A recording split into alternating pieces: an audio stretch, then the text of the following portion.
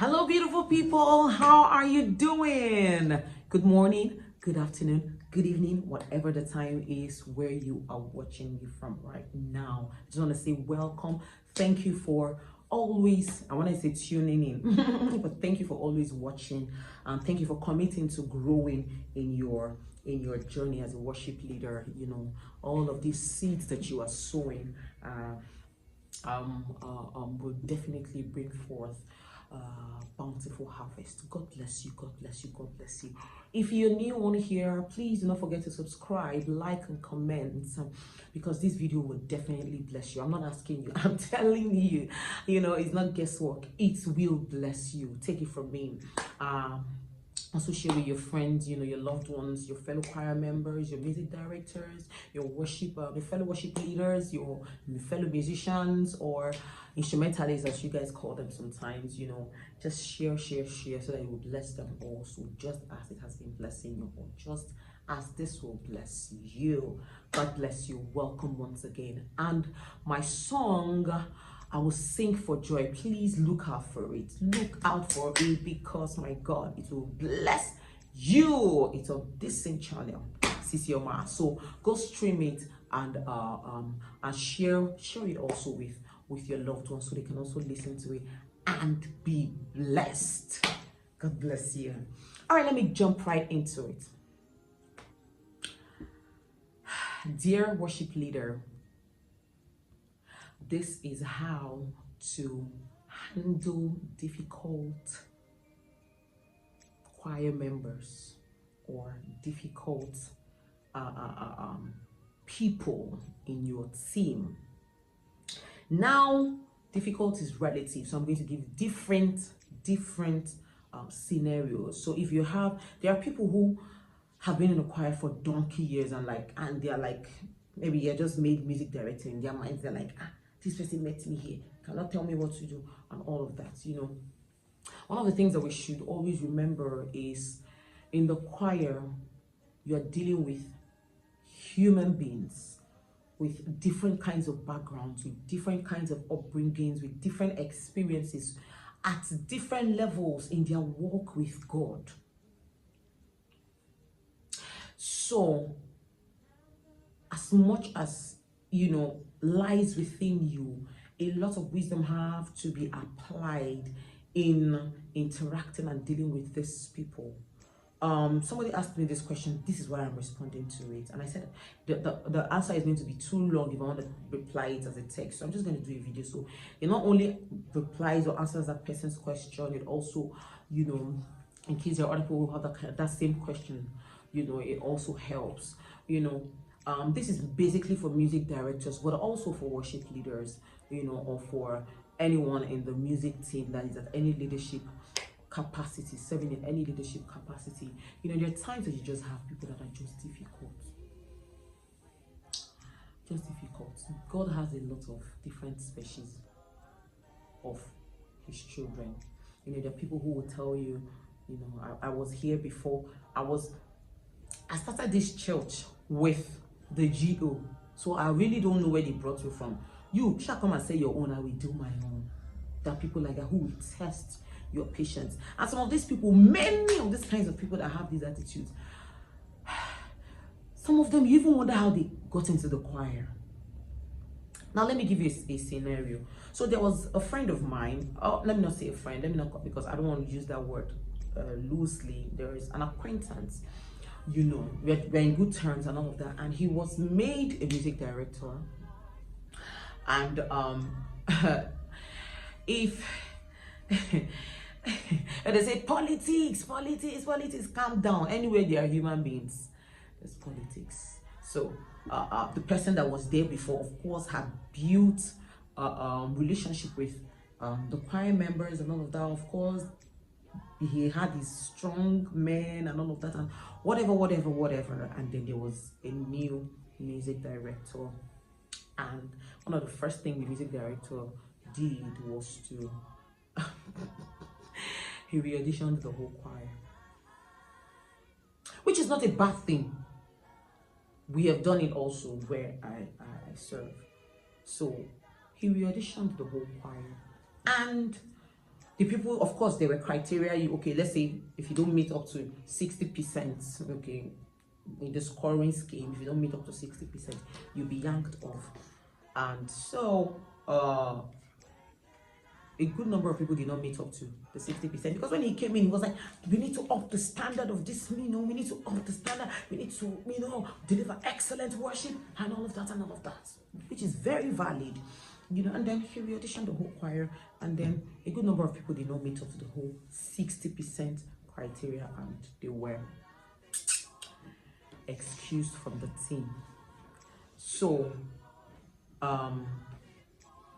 what that of course did was ruffled a lot of feathers. A lot of people were bitter. A lot of people were narrating how they've served for 12 years, for 8 years, for 5 years, how sometimes they borrow money to come for rehearsals, how sometimes they are ill and they come, how their service, in this choir has almost even ruined their marriage. Their husbands are like, is this all the time here in this choir? Their wives are like you all the time. Of course, a lot of people were hurt. And it was like, yeah, if you want to serve in the choir is not like the ushering unit where you say, you just do hand like this. All you do is take formation on Sunday and do. No, the choir is a choir is a unit that requires skill. Do you understand? So what that entails is, there has to be a level at least you should be able to hold a tune. At least you should have at least a passably good tone. You should understand keys, you should understand harmonies and stuff like that, timing, beats and all of that, so he was like, yeah, these are the things and all of that, blah blah blah blah blah. You've been here for so long, but you've not grown, so we're stepping you down. And he was telling me that, and I was like,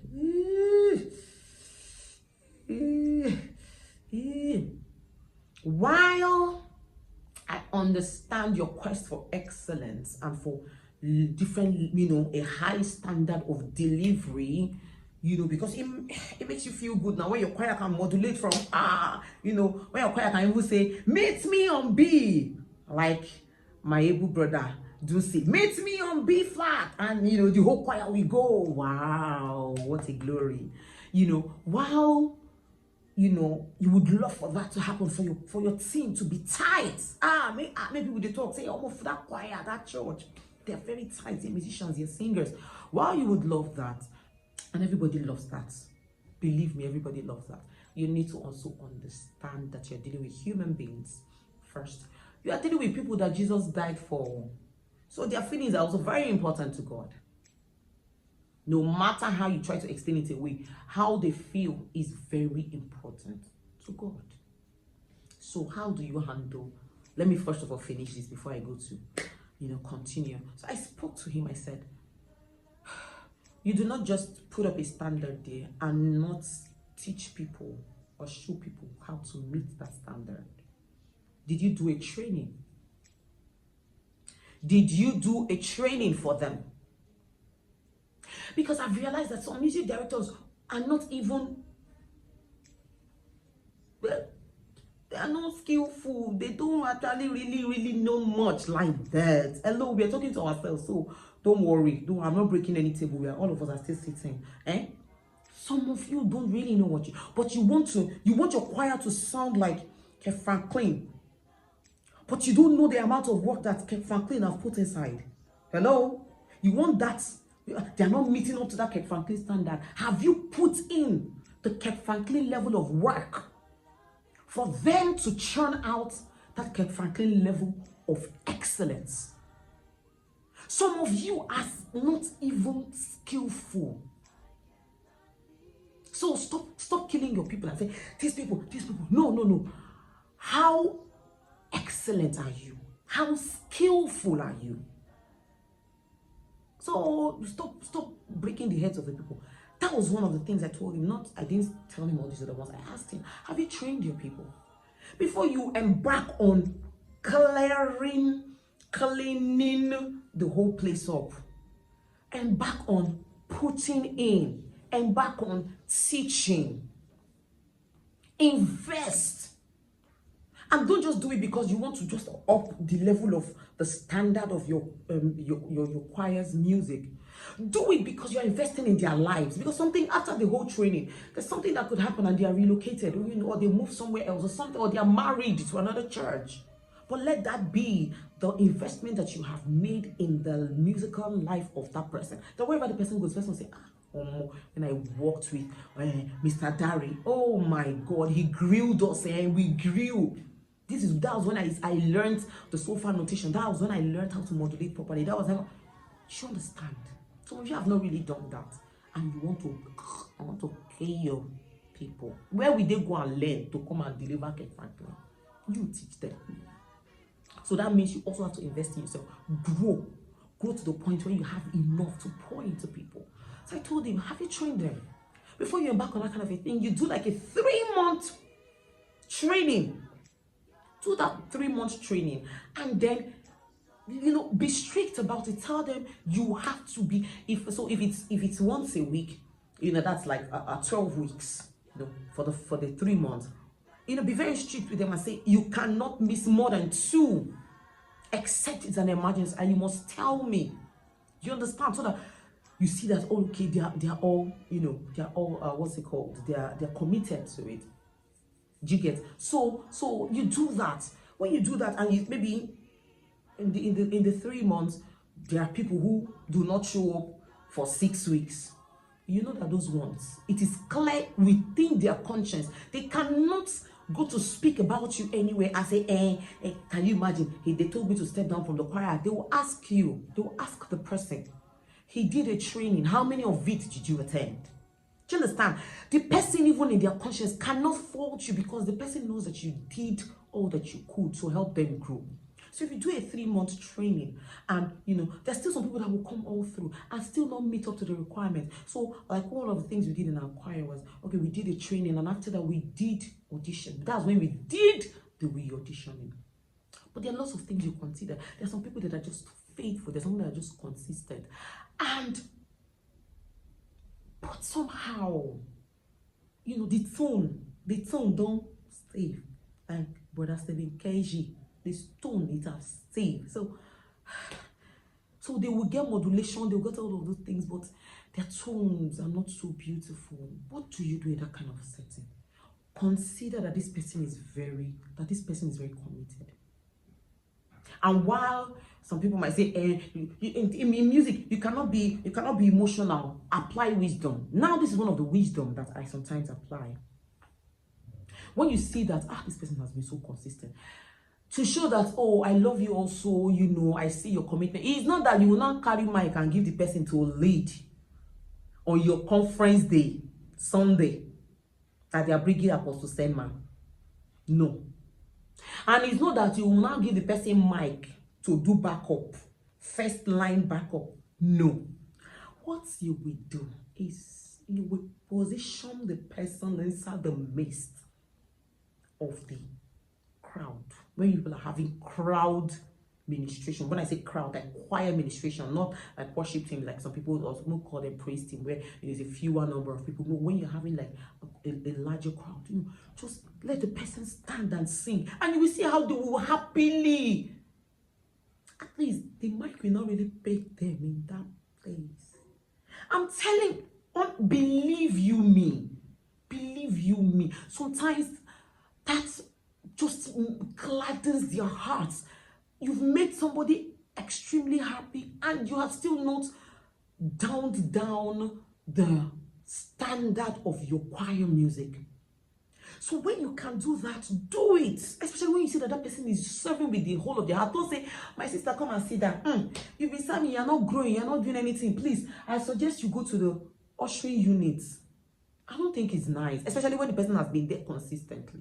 If it is when you're taking fresh intakes, when you're doing fresh auditioning, just say, my brother, I will advise you, or my sister will advise you. But if it's you came into a place and you can see that this person, sister Kemi has been serving, that's not the time to now show that you are the one that your ear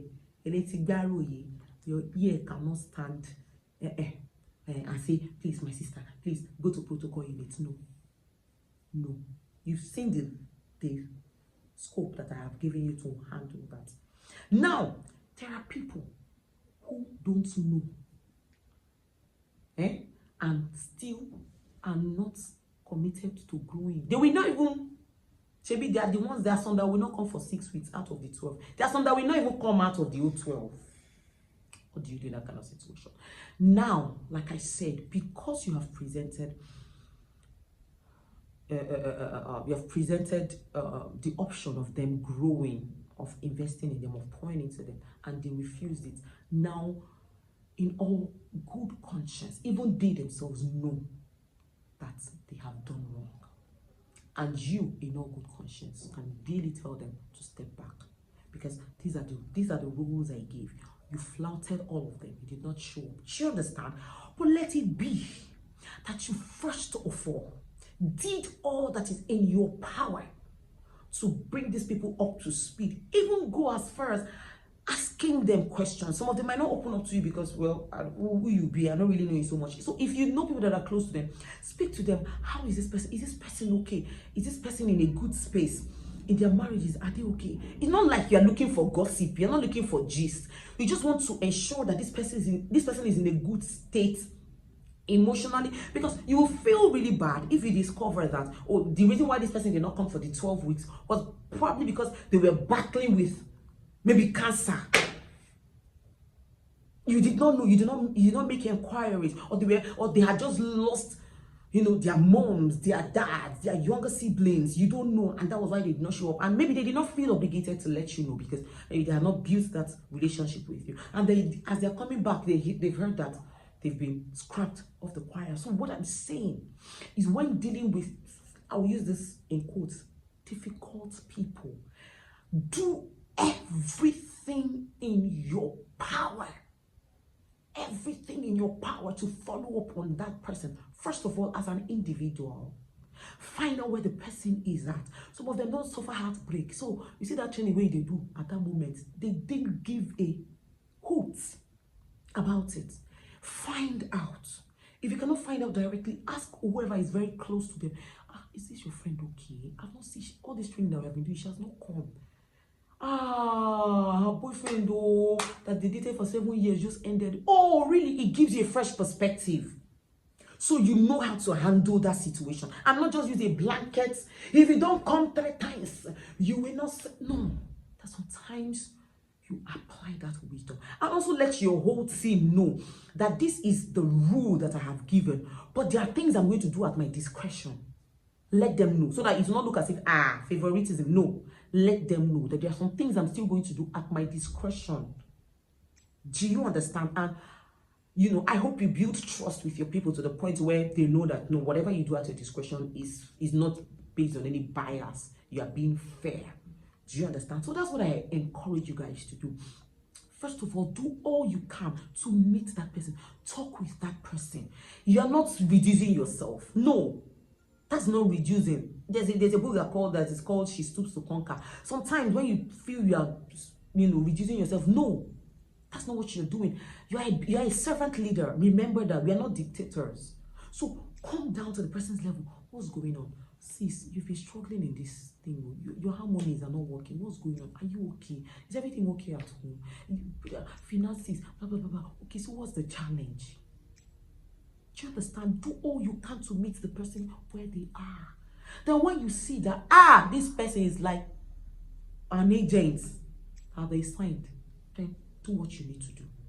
If you need to step the person down, do it. Go ahead and do it. Now, I'm not saying, the love of God, because, the love of God, everybody do as you like. No, that's not what I'm saying. And the love of God is in different shades. There is the love of God that used to carry cane and flog people that are selling things in the temple. There is that side of the love of Jesus. So, hello? There's that side of love of Jesus. There's that side of love of Jesus that scolds his disciples and said, haven't I been here with you long enough for you to know how to operate these things? There's that side of love of Jesus. And there's the side of love of Jesus that suffer all men to come unto me. So, know when to apply what. But the thing you should not forget is, please, try to meet these people where they are, because first, they are humans. Secondly, they are beloved of the Father. Do you understand? Before you think of the work, don't just look at people and all you see is the work.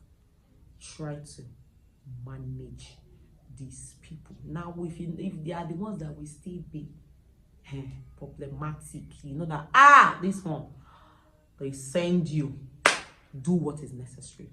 If it is to escalate it upward, that's fine. If it is to, you can make executive decisions like stepping them away from the choir or giving them some suspension or telling them, okay, you're not going to rope, come for rehearsals and let me see if you improve. I'll give you a trial of like a month. After that, if I see that you improve, I'll reinstate you. That's fine.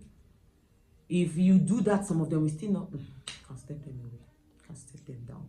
But let it be that you have done all that is in your power to meet these people and be humble about it. Don't come with well, let's let it not be as if. No, don't do that. Be sincere. Because if you're not sincere, it's communicated. It's a spirit thing. We're spirit beings. If you're not being sincere, if you're just doing it, let me do, let them not say, it can be read by the other person. Do you get me? So that's what I would encourage you to do. It's not an easy work that you have been called to do, but it is a doable work by the help of the Holy Spirit. And yes, I remember one of the things I told the person was rely on the Holy Spirit to guide you on what to do per person. There's no blanket solution. Some people, you need to tailor their how you will respond to them according to who they are and according to where they are, according to their situation. So ask the Holy Spirit that knows all things and that searches the hearts of all to tell you and to direct you on how to handle that situation. And there are times the Holy Spirit will say, this person, fling them out. Go ahead and do it with your full chest. God bless you. I know this blessed you. I know, I'm not asking you. I know it blessed you. So what do you do now? Pick up your lovely phone and begin to share. Like Pastor Joe will say, share. Share to your music director, the music pastor, the music team. If you can put it, if you guys are allowed to put things like this on your music team, please go ahead and do that. On the musicians group, go ahead and do that so that we can all grow as a team, as a community, and we can all learn from one another. If there are things you disagree with, let me know, but please respectfully comment your disagreement, and I'll also learn from you guys. If you have questions, put them in the comment section. I might not be able to respond to it in text, but definitely know that I'm writing it down to address it. This one I addressed was a question that was written in the comment section, and I am doing a video to respond to that. God bless you. God bless you. God bless you too. I see you next time. My song is coming out. Sing for joy. Please listen to it and also share so that it will bless the world. God bless you guys.